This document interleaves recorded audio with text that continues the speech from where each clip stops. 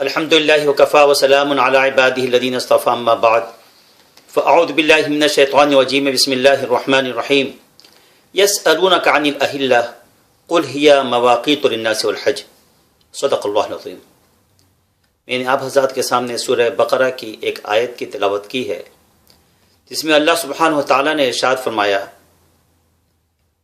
کہ اے نبی، لوگ آپ سے پوچھتے ہیں، سوال کرتے ہیں چاند کے بارے میں، ہلال کے بارے میں، تو آپ فرما دیجئے کہ یہ مواقیت ہیں، یہ وقت بتاتا ہے لوگوں کے لیے اور خصوصی طور پر حج کے لیے۔ اس آیت سے یہ بات بڑی واضح ہو گئی کہ ہم سب کو چاہیے کہ جس طریقے سے اور مہینے میں چاند دیکھتے ہیں، اسی طریقے سے ذی الحجہ کے چاند دیکھنے کا بھی اہتمام کریں۔ بعض لوگوں کا خیال یہ ہے کہ بقیہ مہینوں میں تو ہم ٹھیک ہیں، چاند دیکھ لیں، لیکن ذی الحجہ میں چاند دیکھنے کی ضرورت نہیں ہے، ہم سیدھا سیدھا حاجیوں کو فالو کریں گے۔ پہلی بات تو یہ ہے کہ یہ فلسفہ ہی غلط ہے کہ ہم باقی مہینوں میں تو اپنی رویت کا خیال کریں، اپنی لوکل رویت کے مطابق اپنی عید کریں، روزے کریں، باقی سارے ایام چلیں، جب ذی الحجہ کے باری آ جائے تو ہمارا فلسفہ ہی چینج ہو جائے، ہم اٹھا کے اپنے آپ کو سعودی عرب کے ساتھ ملا دیں۔ اس کا شریعت میں کہیں کوئی مثال موجود ہی نہیں ہے۔ جہاں تک رویت کی بات ہے، دیکھیے مسلم شریف کی ایک روایت ہے جس میں نبی کریم صلی اللہ تعالی وسلم کے ارشاد ہے اذا رأیتم ہلال ذی الحجہ۔ آگے حدیث جو ہے کنٹینیو ہو رہی ہے، لیکن اس کے اندر خاص الفاظ جو میں بتانا چاہ رہا ہوں یہ ہے کہ جب تم ذی الحجہ کے چاند کو دیکھ لو تو پھر آگے فرمائے کہ اپنے بال کو نہ کاٹو یا ناخن کو نہ کاٹو۔ جی، تو ذی الحجہ کے چاند دیکھنے کا ذکر آیا، تو ہم کس طریقے سے کہہ دیں کہ ذی الحجہ میں چاند دیکھنے کی ضرورت ہی نہیں۔ دوسری بات کہ یہ جو کہا جاتا ہے بعض لوگوں کی طرف سے، اور یہ قول یہ بدعت ہے، ایک نئی چیز اسلام میں شروع ہوئی ہے جس کی مثال لاسٹ 1400 ایئرز میں نہیں ملتی ہے۔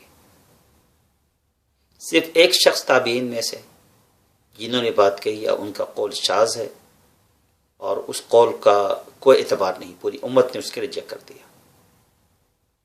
حدیث، کوئی ایسی حدیث نہیں ہے کہ جس میں یہ لکھا ہوا ہو، یہ ارشاد موجود ہو کہ ہم لوگ اپنے عید الاضحیٰ کو حاجیوں کے ساتھ منائیں۔ نہ کوئی صحیح حدیث ہے، نہ ہی کوئی ضعیف حدیث ہے، بلکہ میں ضعیف تو کہتا ہوں بہت دور کی بات ہے، کوئی موضوع حدیث بھی نہیں، من گڑت حدیث بھی نہیں اس بارے میں کہ جس میں یہ آیا ہو کہ عید الاضحیٰ کے بعد عید الاضحیٰ جو ہم حاجیوں کے ساتھ منائیں۔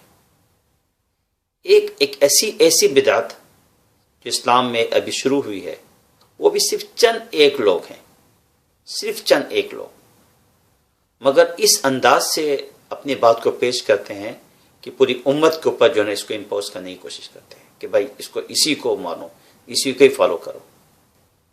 بہت ہی تعجب کی بات ہے۔ خود نبی کریم صلی اللہ تعالیٰ علیہ وسلم نے کیا کیا؟ آپ صلی اللہ تعالیٰ علیہ وسلم نے جب ہجرت فرمایا، مکہ مکرمہ سے مدینہ طیبہ تشریف لائے، 2 ہجری سے آپ نے قربانی شروع کی۔ کوئی ایسی روایت موجود نہیں ہے، نہ صحیح نہ ضعیف، نہ ہی موضوع روایت کہ جس میں یہ ذکر آیا ہو کہ آپ صلی اللہ تعالیٰ علیہ وسلم اہل مکہ سے پوچھوایا کرتے ہوں کہ بھئی تم لوگ ڈے آف عرفہ کب کر رہے ہو؟ جی ہمیں بھی بتا دو تاکہ ہم قربانی تمہارے ساتھ کریں۔ 8 سال تک اللہ کے نبی نے قربانی کی، لیکن مکہ والوں کے ساتھ کوئی تعلق آپ کا اس معاملے میں نہیں تھا۔ اور پھر اس کے بعد حج فرض ہوا 9 ہجری میں جا کر۔ اسی طریقے سے خلفائے راشدین، ان کے لیے آقا دو عالم صلی اللہ علیہ وسلم نے ارشاد فرمایا کہ علیکم بسنتی و سنت الخلفاء الراشدین المہدیین۔ چنانچہ خلفائے راشدین نے جو کچھ بھی کام کیے، آپ صلی اللہ علیہ وسلم کے بعد پوری امت نے اس کو مانا، اسے قبول کیا۔ مثال کے طور پر جمع قرآن ہے، قرآن کریم کو کمپائل کرنا یہ صحابہ نے کیا، خلفائے راشدین کے دور میں ہوا اور امت نے ظاہر سے قبول کیا۔ بڑے بڑے کام خلفاء راشدین کے زمانے میں ہوئے. حضرت عمر فاروق رضی اللہ تعالیٰ عنہ نے تراویح کی جماعت کا ایک بہترین نظام قائم کیا جو آج تک امت اس کو مان رہی ہے، اس پہ عمل کر رہی ہے. اگر ایسی کوئی بات ہوتی کہ قربانی کا تعلق یوم عرفہ کا اگلے دن کے ساتھ ہے تو حضرت عمر فاروق رضی اللہ تعالیٰ عنہ اس کو بھی کر ڈالتے ہیں، لیکن ایسی کوئی بات نہیں ہوئی. پھر خلفاء راشدین کے بعد تابعین کا دور دیکھ لیجئے، تابعین کا دور دیکھ لیجئے. اس درمیان میں مجتہدین فقہا آئے، محدثین آئے، چاروں اماموں کا دور اسی کے درمیان میں گزرا. تو ان میں سے کسی امام نے بھی یہ بات نہیں کہی، کسی فقیہ نے یہ بات نہیں کہی کہ یوم النحر جو ہے، قربانی کا دن جو ہے، وہ عرفہ کا اگلا دن ہے. ایک کتاب جو معجم لغت الفقہا ہے، اس میں جو والیوم نمبر 1 اب پیج نمبر 476 ہے، اس میں بڑے واضح طور پر لکھا کہ یوم النحر کس کو بولتے ہیں.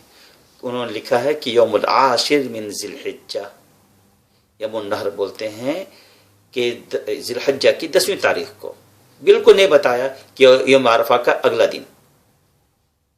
اسی طریقے سے ایک موسوعہ چھپی ہے جو موسوعہ فقیہ کویتیہ کے نام سے ہے، اس میں یہ لکھا ہے کہ اتفق الفقہاء، کہ سارے کے سارے فقہاء اس بات میں متفق ہیں علی ان وقت الاضحیۃ ہوا یوم العاشر من ذی الحجہ، کہ قربانی کا وقت کب شروع ہوتا ہے، کس دن سے.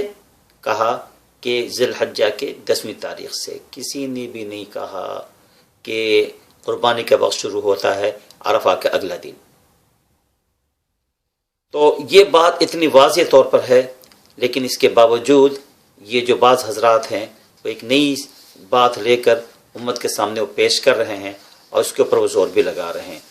اسی طریقے سے میں آپ کو عرض کرتا ہوں کہ اگر آپ ائمہ اربعہ کے اقوال پڑھیے، احناف کے اقوال پڑھیے. احناف میں شمس الائمہ سرخسی رحمۃ اللہ علیہ نے باب الاضحیہ کے اندر یہ نقل کیا ہے اور یہ بتایا ہے کہ ایام النحر کب ہے. ایام النحر کے بارے میں فرمایا کہ ایام النحر ثلاثۃ، اور انہوں نے نبی کریم صلی اللہ تعالی وسلم کی حدیث نقل کی، قال علیہ السلام ایام النحر ثلاثۃ افضلها اولها، کہ قربانی کا دن وہ 3 ہے اور سب سے افضل یہ کہ پہلا دن آدمی پہلے دن کرے. اور ایام النحر کے بارے میں فرمایا کہ یہ علامہ سرخسی رحمۃ اللہ علیہ وہی العاشر من ذی الحجہ وہو یوم النحر. یوم النحر کون سا دن ہے؟ ذی الحجہ کی 10ویں تاریخ. علامہ کاسانی رحمۃ اللہ علیہ نے ان کی مشہور کتاب بدائع الصنائع ہے، اس میں بھی انہوں نے نقل کیا ہے اور فرمایا کہ ایام النحر کیا ثلاثۃ 3 ہے، یوم الاضحیٰ وہ یوم العاشر من ذی الحجہ والحادی عشر والثانی عشر، کا کہ یوم جو ہے اضحیہ یعنی قربانی کا دن کون سا دن ہے؟ ذی الحجہ کی 10ویں تاریخ ہے، 11ویں تاریخ ہے اور 12ویں تاریخ ہے. البتہ امام شافعی رحمۃ اللہ علیہ کے نزدیک یہی قول ہے، لیکن وہ 13ویں تاریخ کو بھی شامل کرتے ہیں. اسی طرح کا مورل قول فقہ مالکیہ سے ملتا ہے، فقہ حنابلہ سے بھی ملتا ہے. تو یہ ائمہ متبوعین ان میں سے کسی نے یہ قول نہیں کہا، اور نہ ہی ان کے بعد کے فقہاء میں سے کسی نے، متأخرین میں سے بھی کسی نے قول نہیں کہی، کسی نے بات نہیں کہی. ایک نئی چیز کو انٹروڈیوس کرنا، اس کے بعد جا کر لوگوں کے اوپر جو ہے زور لگانا، کہنا کہ حاجیوں کے ساتھ جو ہے کہ حاجیوں کے ساتھ جو ہے نا اپنی قربانی کرے، اور فلسفہ اتنا خوبصورت پیش کیا جاتا ہے، جو بیچارے سیدھے لوگ ہوتے ہیں ان کے چکر میں آ جاتے ہیں. وہ کیا کہتے ہیں؟ وہ یہ کہتے ہیں کہ دیکھو بھائی، حاجی حضرات بیچارے اپنے گھر کو چھوڑ کے، ماں باپ کو چھوڑ کے، فیملی کو، بیوی بچوں کو، سب کو چھوڑ چھاڑ کے بیچارے اکیلے ہوتے ہیں. جب ان کو پتہ چلتا ہے کہ پوری دنیا کے لوگ ہمارے ساتھ عید کر رہے ہیں تو ان کا دل بڑا ہو جاتا ہے، ہم اکیلے نہیں ہیں، دنیا ہمارے ساتھ ہے. لوگ کہتے ہیں واہ واہ کتنی اچھی بات ہے. ہاں، لیکن میں کہتا ہوں کہ بھائی اس اچھی بات کے لیے کوئی دلیل بھی تو ہونی چاہیے نا. حاجی عید مناتے ہی نہیں ہیں اور آپ کہہ رہے حاجی کے ساتھ عید منائے. حاجیوں کی کوئی عید نہیں ہوتی، وہ کوئی جو ہے نماز نہیں پڑھتے عید کی، اور پوری دنیا میں عید کی نماز پڑھی جاتی ہے. اب حاجیوں کو کس بات میں اتباع کر رہے ہیں؟ عید میں تو ان کی عید ہی نہیں ہے. پھر کہتے ہیں نہیں ہم حاجیوں کی اتباع کرتے ہیں قربانی میں. آپ کو پتہ ہے حاجی کس چیز کی قربانی کرتے ہیں؟ حاجیوں کی قربانی مختلف ہے. حاجیوں کو جو قربانی ہوتی ہے وہ حج تمتع کی ہوتی ہے، یہ حج قران کی ہوتی ہے. اور ایک بڑے حاجیوں کی وہ تعداد بھی ہے جو حج افراد کرتے ہیں، وہ تو قربانی بھی نہیں کرتے، ان کے حج افراد والوں کے یہاں تو قربانی بھی نہیں ہے. تو حاجیوں کی ایک تعداد تو وہ جو قربانی کرتی بھی نہیں ہے، اور آپ کہتے ہیں ہم حاجیوں کی اتباع کر رہے ہیں. اور ہم لوگ یعنی پوری دنیا میں جو لوگ اس وقت بیٹھے ہوئے جو قربانی کر رہے ہوتے ہیں ذی الحجہ کی 10ویں تاریخ کو، ان کی قربانی مختلف ہے.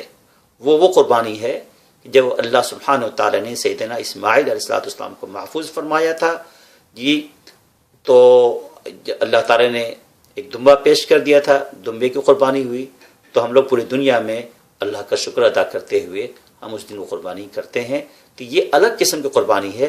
حاجیوں کی قربانی الگ قسم کی ہے، الگ الگ قربانیاں ہیں. ان دونوں قربانیوں کو کس طریقے سے ملایا جا رہا ہے؟ اسی طریقے سے ایک بات جو ہے نا میں عرض کرتا ہوں وہ یہ ہے کہ یہ بات خاص طور پر آسٹریلیا کے لوگوں کے لیے ہے کہ وقت کا بڑا فرق ہے ہمارے سعودی عرب کے درمیان 7 سے 8 گھنٹے کا. تو حجاج جب عرفات سے فارغ ہونے کے بعد وہ روانہ ہوتے ہیں مزدلفہ کی طرف، جب وہ مغرب عشاء کی نماز پڑھتے ہیں اس وقت آسٹریلیا والے فجر کی نماز پڑھ چکے ہوتے ہیں. اور وہ لوگ جو عید منا رہے ہوتے ہیں یہ کہہ کر کہ ہم حاجیوں کو فالو کر رہے ہیں، حاجی تو ابھی رات میں ہی ہے، یہاں ماشاءاللہ حاجیوں سے پہلے اپنی عید کی نماز پڑھ کے قربانی بھی کر لیتے ہیں. کہتے ہیں کہ ہم لوگ حاجیوں کی اتباع کر رہے ہیں، حاجیوں کی قربانی میں حاجیوں کے ساتھ دے رہے ہیں. حاجیوں کا دل بڑا، اور حاجی بیچارہ تو قربانی نہیں شروع کیا. اگلا دن آتا ہے، دن کے وقت میں جاتے ہیں، رمی جمرات کرتے ہیں، بڑے شیطان کے کنکری مارتے ہیں، اس کے بعد جا کے قربانی کرتے ہیں. تو یہ وہ وقت ہوتا ہے تقریباً ظہر کا وقت ہو چکا ہوتا ہے، 2-3 بج جاتے ہیں عام طور پہ جی. اس وقت سڈنی والے یا آسٹریلیا والے اپنی عشاء کی نماز سے بھی فارغ ہو چکے ہیں، اپنی قربانی سے اپنے فارغ ہو چکے ہیں، قربانی کا گوشت کھا کے فارغ ہو چکے ہیں جی. ابھی حاجیوں نے قربانی سٹارٹ بھی نہیں کیا. تو کیا آپ کیا سمجھ رہے ہیں کہ آسٹریلیا والے حاجیوں کو فالو کر رہے ہیں یا حاجی آسٹریلیا والوں کو فالو کر رہے ہیں؟ اتنی واضح سی بات ہے، اگر نہیں سمجھ میں آتا ہے کہ کس طریقے سے جو ہے نا لوگوں کو مسلیڈ کیا جا رہا ہے. ایک اور بات میں عرض کرنا چاہتا ہوں کہ خود سعودی عرب کے علماء کیا کہتے ہیں، شیخ عبداللہ بن باز رحمۃ اللہ علیہ کیا کہتے ہیں، شیخ صالح عثیمین رحمۃ اللہ علیہ کیا کہتے ہیں. یہ لوگ صاف صاف کہتے ہیں کہ بھائی خدا کے لیے ہمیں فالو مت کرو، سعودیہ کو فالو مت کرو. آپ لوگوں کی الگ رؤیت ہے، ہماری الگ رؤیت ہے. مجموع الفتاویٰ کے اندر آپ پڑھ لیجئے، سعودی عرب کے علماء کے فتاوی پڑھ لیجئے. کسی سعودی عرب کا عالم جو ہے نا مفتی یہ فتویٰ نہیں دیتا کہ ہمیں جو ہے نا فالو کیا کرو عید الاضحیٰ میں، لیکن ہم لوگ ہیں کہتے ہیں ان کو فالو کریں. یہ بات جو ہے نا عقل میں آنے والی نہیں ہے. شیخ تقی عثمانی اللہ تعالیٰ ان کے درجہ، اللہ سبحانہ و تعالیٰ ان کی حفاظت فرمائے اور ان کی عمر دراز فرمائے، ان کا سایہ اس امت میں برقرار رکھے. ان کی بڑی خدمات ہے اسلام میں. تو حضرت نے ایک پورا آرٹیکل لکھا، اس کے اندر بڑی تفصیلی باتیں نقل کی. اس میں سے ایک چیز میں سنانا چاہ رہا ہوں، وہ یہ ہے کہ 1986 میں اردن میں، جو کہ ہم جسے انگلش میں جارڈن کہتے ہیں، وہاں ایک سیمینار ہوا تھا. 100 سے زائد علماء پوری دنیا سے وہ شریک ہوئے تھے اسی رؤیت ہلال کے موضوع پر. تو یہ سارے کے سارے علماء جو پوری دنیا سے مختلف جگہوں سے آئے تھے، وہ سب متفق ہوئے کہ ہر ملک کی اپنی الگ رؤیت ہے اور ہر ملک کو چاہیے کہ اپنی رؤیت کے مطابق اپنی عید الاضحیٰ اور عید الفطر منائے، اور سعودی عرب سے اس کا کوئی تعلق نہیں. تو جو حضرات اب یہ کہتے ہیں کہ ہم حاجیوں کو فالو کرتے، تو یہ اجماع امت کے مخالف ہیں. قرآن کے تو ہے ہی، قرآن میں تو کہیں نہیں اس کا ثبوت ہے، نہ کسی حدیث میں ہے، نہ ہی کسی اقوال صحابہ میں ملتا ہے، آثار تابعین میں ہے، نہ آثار تبع تابعین میں ہے، نہ ائمہ کے اقوال میں موجود ہے، نہ کسی خلیفۃ المسلمین نے یہ کام کیا، نہ کسی مجتہد نے، نہ کسی محدث نے، کسی عالم نے یہ کہا. ادھر پوری امت کا اجماع بھی اس بات پہ ہو گیا کہ بھائی ہر قوم کو چاہیے کہ اپنی رویت کو فالو کرے، مگر پھر بھی یہ کہا جاتا ہے کہ ہم حاجیوں کو فالو کریں گے، تو یہ بالکل قرآن کے خلاف، حدیث کے خلاف، شریعہ کے خلاف، اجماع امت کے خلاف ہے۔ اللہ تعالیٰ سے میری دعا ہے کہ اللہ سبحانہ و تعالیٰ ہم سب کو صحیح سمجھ عطا کرے اور اپنی عیدین کو سنت کے مطابق منانے کی توفیق عطا فرمائے۔ وآخر دعوانا ان الحمد للہ رب العالمین۔